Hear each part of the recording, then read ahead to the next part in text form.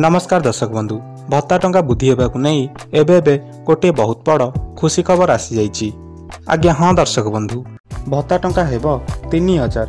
आज्ञा हाँ दर्शक बंधु निर्वाचन में बीजेपी ओडिशा रे भत्ता टंका वृद्धि करिवो बोली घोषणा करितला।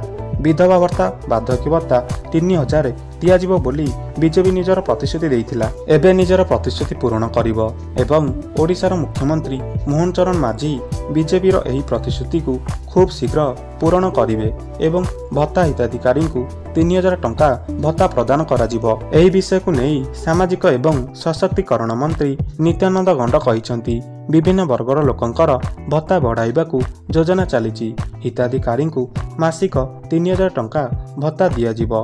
अर्थ विभाग सह एथिपई आलोचना हेउची। खूब शीघ्र भत्ता वृद्धि नहीं घोषणा करा जाई पारे किंबा बजेट आधार रे कुहा जाई पारे। आगकू 2024 एवं 25 वर्षर बजेट स्थिर होगा जाउची सेहितिरे एही घोषणा करा जिवो।